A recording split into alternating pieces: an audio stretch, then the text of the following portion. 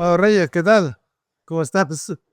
Bien, bien. Tiempo que no te veía. Oye, esto que estamos haciendo consiste básicamente en hablar de reputación con gente que nos cae bien. Entonces, eso es lo que hacemos aquí. Así que vamos a charlar un rato, si te parece, de reputación, pues contigo, con gente que nos cae bien. Pero antes, yo sí sé quién eres y sí te conozco desde hace tiempo, pero dinos tú un poco quién eres. Bueno, soy Reyes Goteo, soy compositora tanto de música sinfónica, instrumental y también sé hacer música por ordenador y dentro del amor por este tipo de música por ordenador he desarrollado una faceta de luthier electrónica, es decir, inventora de dispositivos que me permiten tocar esa música que a mí tanto me fascina, me permiten tocarlo con ciertos valores de verdad ante el público. Ujú. Bueno, pues lo que hablamos, nosotros decimos que la reputación se basa en dos pilares. El conocimiento, el comportamiento, lo que haces. Entonces vamos a hablar primero un poco de lo que haces, a qué te dedicas y por qué. Y luego el reconocimiento, si te lo reconocen o no te lo reconocen. Tan peligroso es tener mucho reconocimiento sin un comportamiento que esté alineado, porque eso es un peligro, como tener un comportamiento excelente y que nadie lo reconozca, ¿no? Y de esas cosas, pues nos gustaría hablar. Entonces, al principio, sobre comportamiento, sobre lo que haces. Eh, ¿qué, tú eres catedrático de música y aparte eres luthier? ¿Cómo combinas esas dos cosas o cómo te dio por ahí?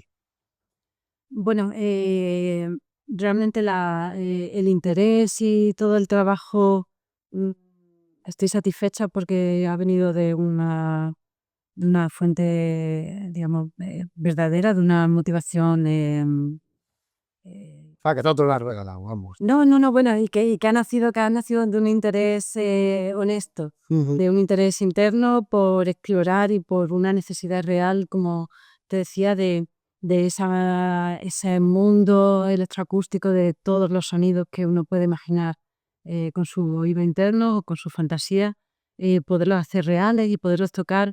Eso realmente ha sido mi estrella del norte.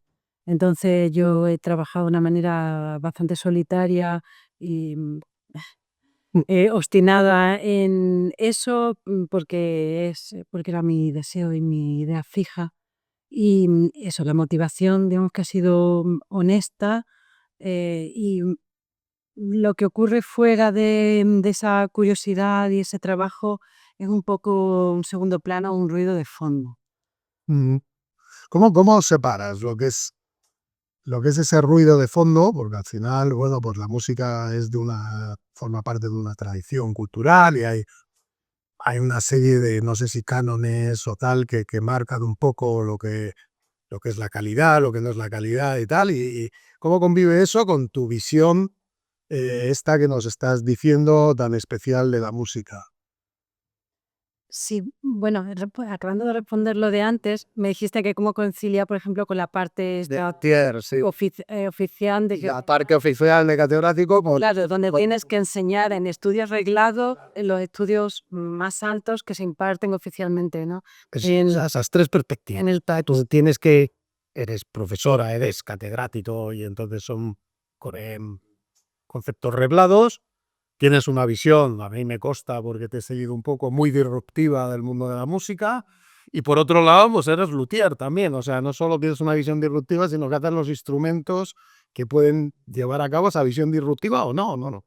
No lo sé, ¿cómo conviven esas tres enfoques? Bien, pues digamos que en la música, lo que es la academia, ¿no? Lo que se enseña en los conservatorios, en Europa en general, históricamente, es como cierta versión digerida de todo lo que se ha vuelto clásico, de todo eso que es merecedor de atención, de conservarse, de observarse y de aprender de ello.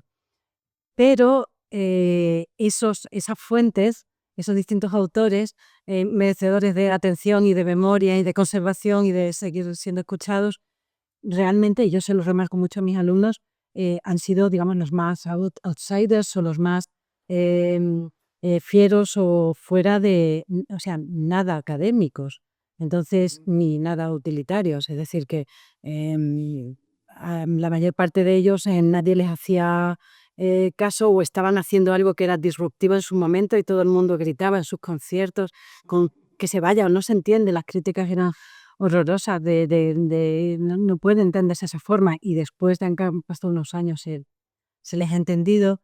Entonces, bueno, dentro de eso yo como profesora de composición siento la obligación de ser honesta con mis alumnos e intentarles preparar lo mejor posible. Entonces, hay mucha tradición en los conservatorios de que la clase de composición es de técnica de la composición. Es como si en arquitectura solo se enseñasen materiales y física de fuerzas y no estuviera, ¿para qué? ¿No? Sí, te necesitas que se te sostenga, pero ¿qué cosa? ¿Qué cosa? Entonces, eso mismo exactamente igual pasa en música. Entonces, a mí me parecería por mi parte, con esta visión que yo tengo de las cosas, deshonesto preparar muy bien en técnica a mis alumnos, que también se hace dentro de clase, sin decirles nada de por qué hay algunos que salen y de pronto son la próxima generación de los compositores y hay otros que se quedan en un gris, en la nada. Entonces yo les pongo intento, dentro de que siempre es una carrera, mucho la materia que hay que ver, todo enfocarlo desde el proceso de creación, que es una obra de arte, todas las capas que tienen, no solo tienen un cuerpo, no solo una capa material, sino esa capa material infunde conceptos, emociones, ideas, sentimientos trascendentes, ¿no? Y esa obra también tiene una función entre todas las obras de la historia del arte. Entonces les atiendo para que una obra no sea un trabajo técnico de clase, sino que incluso el que no es muy vivo y no tiene esa intuición sepa que eso existe y se entrene en lograrlo. Entonces, el mismo proceso que yo como compositora he recorrido tantas veces, cada vez de una manera más consciente y con menos embollos y con más claridad y siendo más sistemática, más metódica, lo he sintetizado en una cosa que llamo síntesis de futuro, que son un conglomerado de varias técnicas, una detrás de otra, y a mis alumnos les enseño a componer y a concebir las obras, los espectáculos o los diseños de esa manera. Así que de esa manera yo lo he conciliado y yo les intento enseñar no en el academicismo, sino en esa libertad de miras y esa singularidad de cada persona. Es imposible que si tú te instruyeras en ser compositor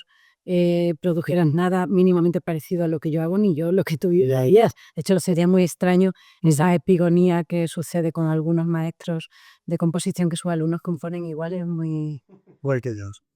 no sé, no se entiende, ¿no? Es muy interesante esto que estás diciendo y me lleva a dos cuestiones. La primera es, estaba recordando mucho al hablar una anécdota que cuentan de Apollinaire, el poeta que era amigo de Picasso, y cuando Picasso le enseña a la señorita en la Avignon, él se hace la pregunta: ¿qué necesidad tenía mi amigo si era reconocido por todos los salones, si su obra era admirada, si los marchantes se pegaban por tenerla? El salirse de ahí y pintar algo que nadie entendió, y que luego dio origen al cubismo, pero que nadie entendió. ¿Qué te impulsa a ti a salir o qué impulsa o qué crees que puede impulsar a tus alumnos o a esos anteriores compositores que has citado a salirse de la comodidad del reconocimiento de los cánones de la belleza para probar cosas nuevas?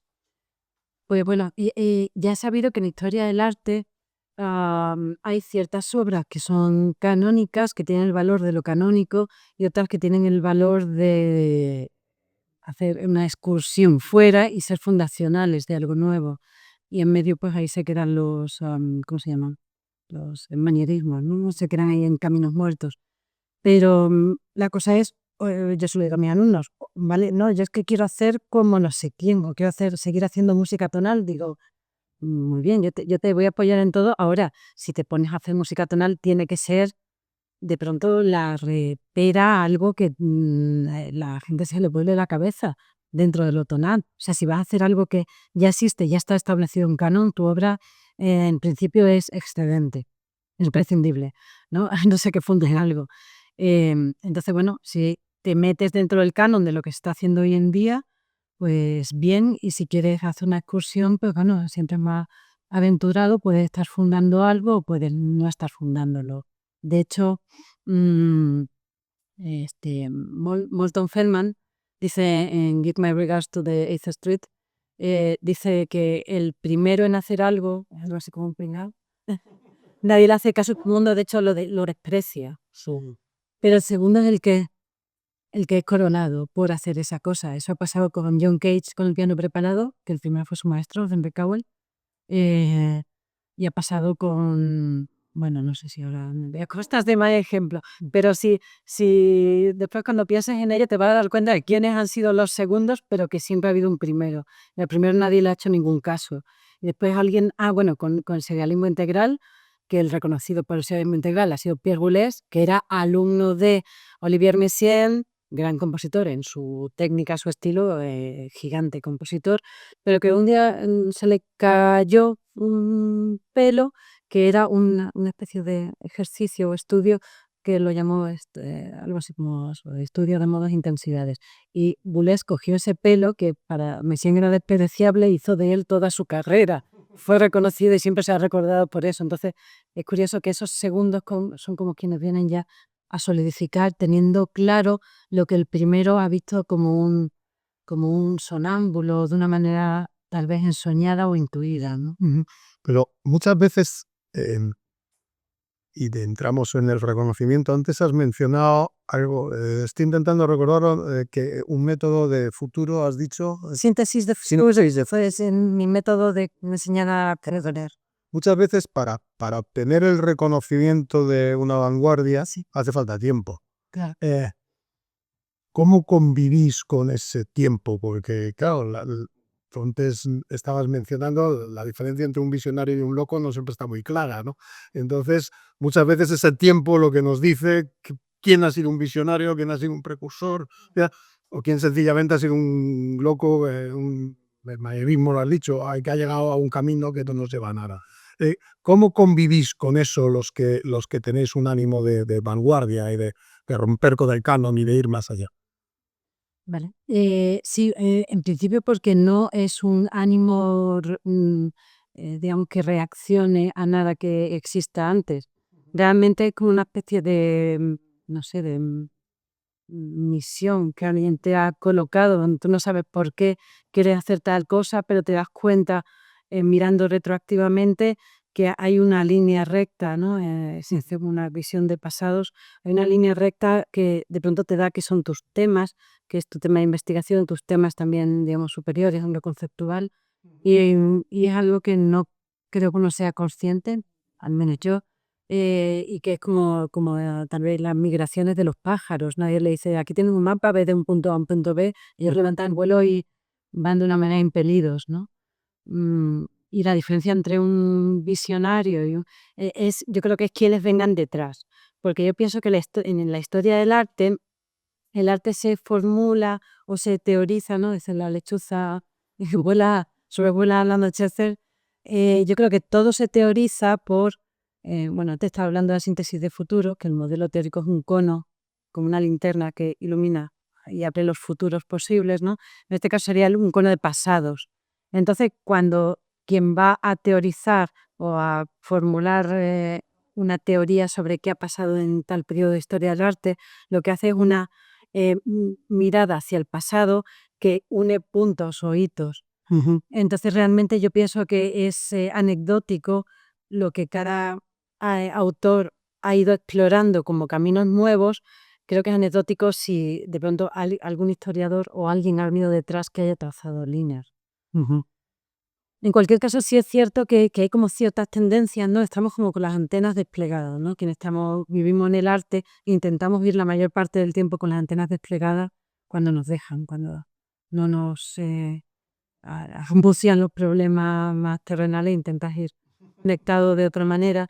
Y sí es cierto que hay ciertos temas de la actualidad que sobrevuelan, a los que uno es sensible y tal vez es lo que uno digiere, ¿no? Es probable que sea que coincida con los temas que uno digiere y procesa en el arte, que al final es como, digamos, como algo ensayístico, ¿no? Hacer arte.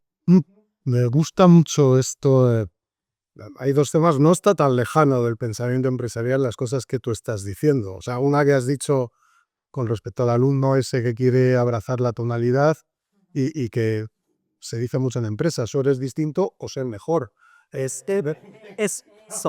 o ser extraordinario, eres un extraordinario, o ser excepcional, cosas es excepcional, pero para otra cosa. Claro, el extraordinario lo que sí que tiene es una pauta para poder definir si es bueno o es malo, si es el mejor o no.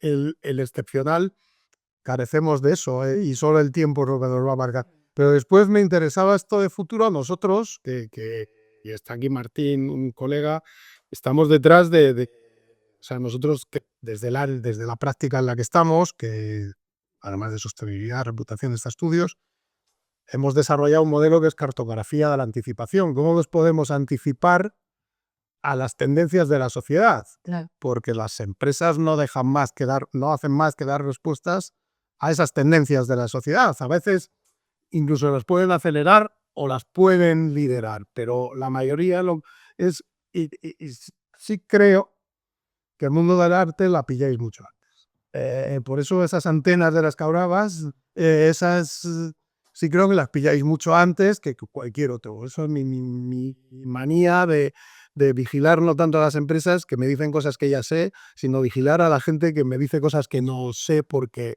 van un poco por delante. Oye, ¿y cómo, qué rol juega el público eso en el reconocimiento? ¿Tú eres de los que el público me da igual, el reconocimiento vendrá o no vendrá? O como decía Maurice Thurett, hay que estar un poco delante de la masa, pero no demasiado, porque si no eres un tonto haciendo aspavientos.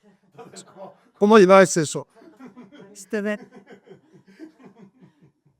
eres un marxista francés, hay que ir delante de la masa, pero no demasiado, si no te quedas como un tonto haciendo aspavientos. Buenas tardes. Pues, a ver, en primer lugar, es que hay distintas, digamos, segmentos dentro del arte. Estamos hablando de música, a lo mejor en general, pero está la música aplicada a lo comercial, que ya hace una y mil veces lo que ya se sabe que funciona, ¿no? Los musicales o la música de cine, ¿no? Eso ya se sabe, eso ya es parte del pasado, sabemos que funciona y tiene un valor comercial y asegurado. O sea, eso sería lo que las empresas ya están haciendo, supongo, ¿no? Hoy en día. Pero si quieres tener cierta perspectiva de futuro, tal vez en el arte por el arte, en lo que es la música de concierto, estaría más avanzadito, digamos que más bien acorde a los tiempos.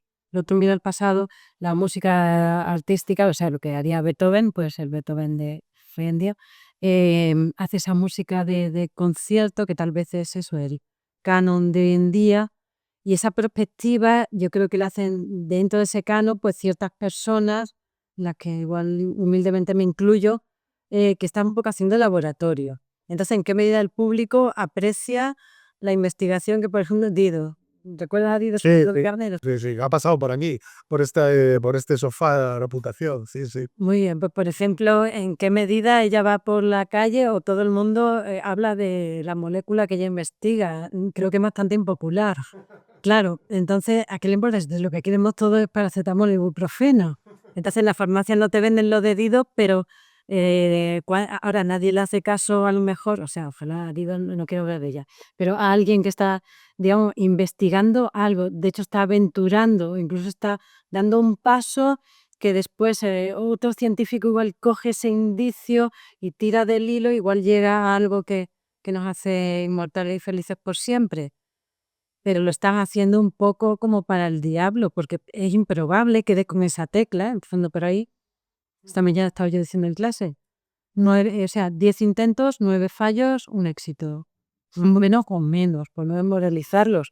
Entonces, igual esa persona que está en el laboratorio, tanto en el laboratorio de música o de electroacústica, haciendo experimentales o investigando una molécula, está un poco eso, impelido y por fe, porque es como su deber moral o vital. Y probablemente nunca se le reconozca y a lo mejor justo toca una tecla que esa persona u otras más adelante fragüen en algo que realmente va a ser importante.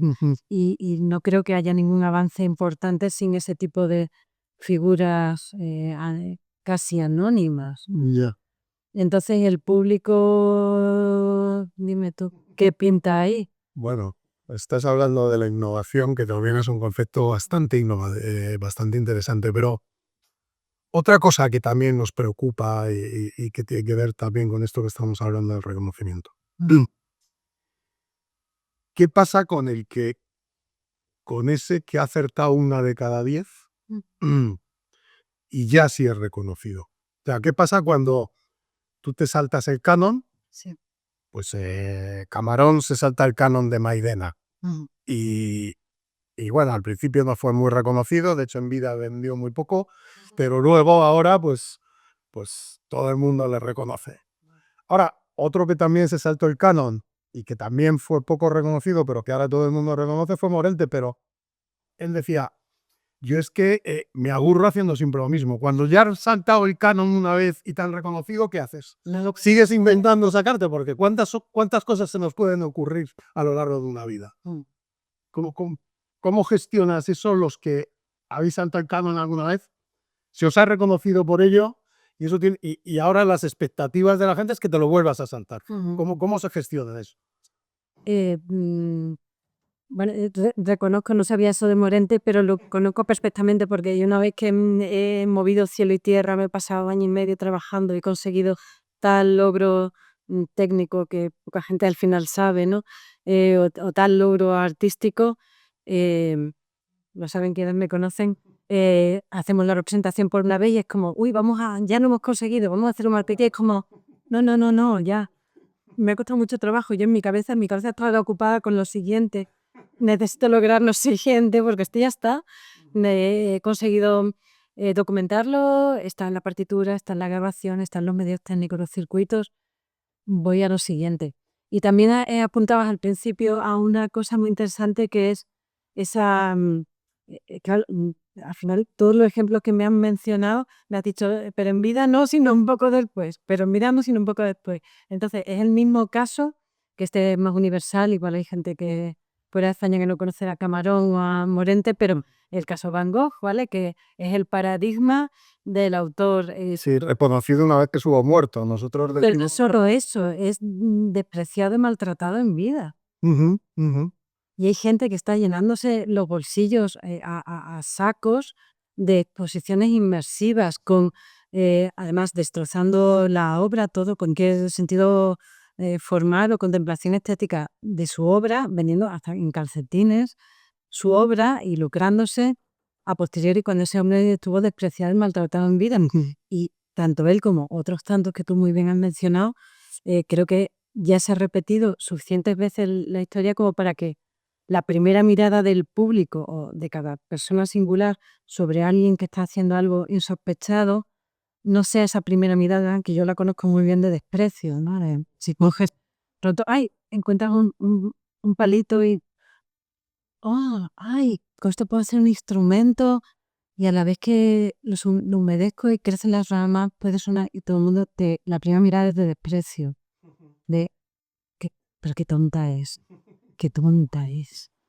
Y esa mirada se mantiene hasta que te ven, segunda fase, trabajando, diciendo, aquí pruebas esto, no, lo otro ahí de otra manera lo dibuja, lo pruebas tal, y te ven trabajando tan seriamente que piensan que seguimos creyendo que es muy tonta, pero algo debe de estar haciendo porque le cuesta mucho trabajo. Entonces ven el esfuerzo y es como, algo debe de estar haciendo, así que la respetamos desde el desprecio.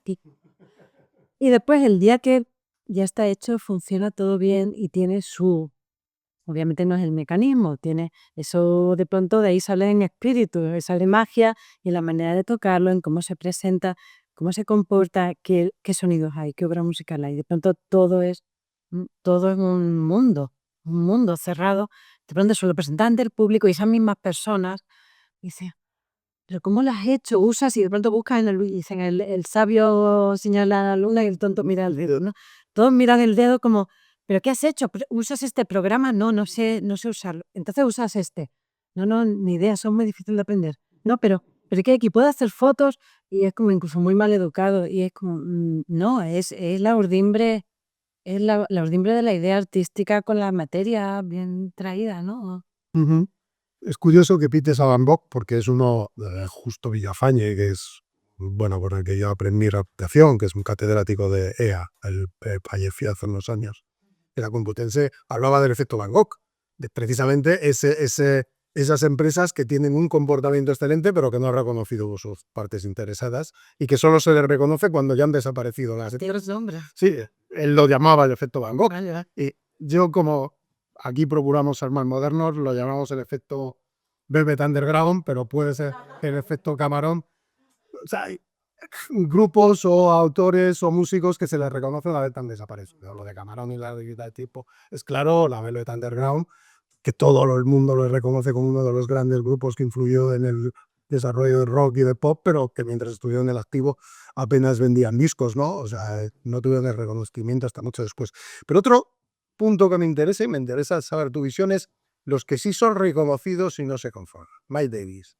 O sea, Miles Davis supera el bebop y hace el cool jazz con Bebop the Cool y le reconocen como un nuevo movimiento, pero se podía haber quedado ahí, pero no, se va al jazz modal y saca el Kano Brew. Y cuando ya le reconocen como el jazz modal, se inventa el jazz eléctrico o la fusión. O sea, él no se podía quedar quieto. El CR-STEM y saca el Sketch of Spain. O sea, él se le reconocen que ha cambiado la música varias veces, pero no se queda quieto. ¿Qué os mueve a los que ya habéis saltado el canon, sois reconocidos, a seguir arriesgando y a seguir, seguir cambiando la música? Dicen una anécdota de Mike Davis que él decía que había cambiado la música 3 o 4 veces. Sofís, también de Evo, esta andaba no andaba a falto, pero sí que es verdad que el jazz al menos lo cambió unas cuantas veces.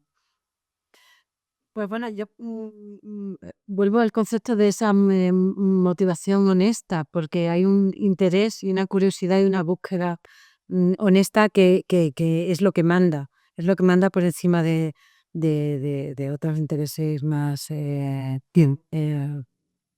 monetarios o de fama, ¿no? Es casi una obligación, hay quien habla de una maldición, la maldición de un don, pero es porque es un interés honesto y es necesario hacer lo siguiente. No sé, supongo que curiosidad y adecuación a que hay una intelección de en qué quieres plasmarlo, y eso está muy claro en tu cabeza. Entonces los medios, por eso cambian los medios, porque vas buscando hasta que te vas aproximando a esa especie de horizonte utópico que diría subir, y entonces siempre hay una línea. Por ejemplo, en mi caso, no sé ni cómo se me ocurrió, después resulta que al principio de hacer instrumentos, cuando todavía casi no había hecho ninguno, di una entrevista y decía que mi objetivo, lo que yo quería conseguir hacer la música electroacústica con el cuerpo. Cuando yo leí eso hace 3 años, digo yo, ¿de verdad que yo dije esto cuando yo era pequeña, digamos, artísticamente, hace 18 años o 15? Y, y resulta que es la línea recta que he hecho con instrumentos, primero externos, luego con biomateriales, luego vestibles pegados al cuerpo, luego la cyborg y luego el cuerpo entero sin sensores. Y entonces ya dije, ay, ya he terminado mi proyecto artístico, casi nadie puede decir eso, y ahora voy a hacer otra cosa. Que esto me ha costado mucho trabajo, estoy ya extenuada. Pero no sé, como una intuición o un propósito que te ordena y al final te condiciona y no importa nada. Y vamos, me quedaría contigo charlando un montón de rato, pero bueno, esto dura. Vamos a hablar un poco ya para ir terminando sobre el futuro. ¿Cómo es el futuro de la música de vanguardia, el campo del que tú te mueves en general y el de Reyes Oteo en particular? A ver si dentro de 15 años nos dices algo, que dentro de 15 años podamos decir, ya nos dijo Reyes a nosotros que iba... Pues no sé, una perspectiva sobre la música. ah, mm, no sé, perspectiva, no sé, solo te sé hablar del momento de ahora, no veo más allá. Yo estoy convencida, que para algunos esto es una perspectiva, estoy convencida de que ahora lo que nos toca hacer en la clásica actual, una de las cosas que nos toca hacer es la intersección, que se ha hecho mucha intersección con la experimental, pero creo que ahora toca la intersección con el pop, todos los géneros del pop. Cuidado con eso, ¿no? No sé, se lo digo a mis alumnos todos los días, toca hacerse, yo misma lo he hecho con Hard Dance en Imago, en mi penúltima producción.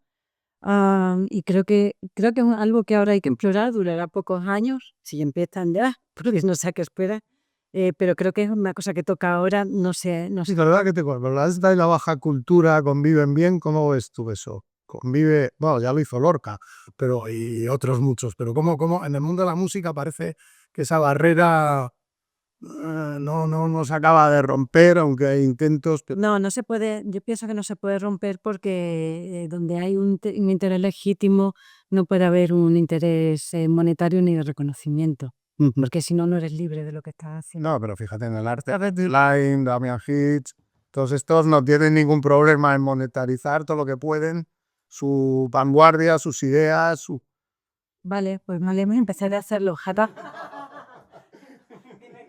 Circo. Bueno, ¿y qué era lo otro? En el arte. Bueno, y en lo mío no, te puedo decir en lo que estoy yo ahora, ya digo que soy ex luthier electrónica, aunque todavía hago cosas o reviso, pero digamos que en punto de llegada me considero totalmente satisfecha. Y ahora estoy con dos cosas. Digamos que intenté extenuar el concepto de instrumento y expandirlo. Eso fue mi trabajo de 15 años de luthier electrónica, que lo he celebrado. Bueno, no, realmente llevo 18, da igual. No, pero terminé en 2022, fueron 15. Vale, 25 como compositora. Ahora estoy con algo que ya he empezado un poquito, pero ahora voy a hacerlo de manera deliberada e intensiva. Extenuar el concepto de partitura. Mi siguiente objetivo, el concepto de partitura, y ya he hecho he hecho ya una exposición en Baluarte, en Pamplona, como compositora residente en un homenaje con muchas de mis piezas, algunas partituras, otras de los propios instrumentos. Y qué bonito es ese espacio, joder, estuvo viendo, es precioso. la sala de la muralla es grande con sus lugares así iluminados muy bonitos. Y entonces estoy haciendo algunas que son como en formato arquitectónico, algunas también con luces, metacrilatos grabadas. Voy a hacer en cerámica, tengo ya algunas en tela y estoy expandiendo eso, lo que es el concepto de partitura. Y por otra parte voy a empezar un festival, a dirigir un festival en Málaga que todavía no ha salido, así que No, ya nos dirás. ya te consideras. Y lo que voy a hacer es extenuar también, voy por ahí extenuando el concepto de qué puede ser un concierto, qué puede ser un formato de concierto. Y me sobran las ideas. Empezaremos con 3 conciertos y esperamos repetir e ir Bueno, ya a eventos peculiares. y ya para terminar, ¿cómo crees tú que es la reputación de la música actual, de la música de vanguardia, como tú haces? Eh, ¿Consideras que tenéis una buena reputación, un buen reconocimiento o cómo lo percibes desde tu punto de vista? La verdad es que me cuesta entender el concepto de acción muy reconocible. La reputación es el reconocimiento de un comportamiento. Si te sientes reconocida en tu arte, si te sientes reconocida por tus públicos o crees que todavía te deberían de reconocer más. A ti en particular y a la música de vanguardia que tú haces, tipo la que tú haces. Sí, sí, sí. Bueno, yo sí me siento reconocida dentro de nuestro pequeñísimo mundo minúsculo de este arte de vanguardia. Sí, sí me siento reconocida y sobre todo lo que nos aporta el ir pasando los años y demostrando, ¿no? que hacemos y que se nos reconozca. Digamos que nuestra motivación, o al menos la mía, es que consigues ciertos medios que necesitas para poder materializar tus siguientes ideas. Yo sí me siento reconocida, pero hay una pata que me cojea, que es en cuanto a las publicaciones, que demasiado a menudo, y pienso que ya mi labor como luthier electrónica y realmente como compositora, pero como luthier electrónica digamos que somos menos, así que digo yo que tendrá un poquito más de importancia que como compositora, que somos muchos y tiene que haber sitio para todos. em, que al aparecer recurrentemente en publicaciones, sobre todo ligadas a estudios de género y cosas así, que al principio, bueno, le hace una gracia, pero ya hay un momento en que dice, bueno, si la música es asexuada y los circuitos electrónicos también, pues bueno, aparecer en documentación generalista se agradecería. Sí, sí, no, no da cuota, ¿no? No, no da cuota. Pues nada, nos quedamos con eso. Oye, ha sido un placer, Reyes. Me gusta mucho hablar contigo, ya sabes. Me gusta mucho hablar de música y de arte, de la vida, lo sigo. Así que nada, muchas gracias por pasarte por aquí, por nuestro sofá de la reputación. Gracias a ti por vuestra invitación y por poder tener una conversación y una entrevista con cierto calado que hoy en día con todo tan rápido, tan superficial. Gracias.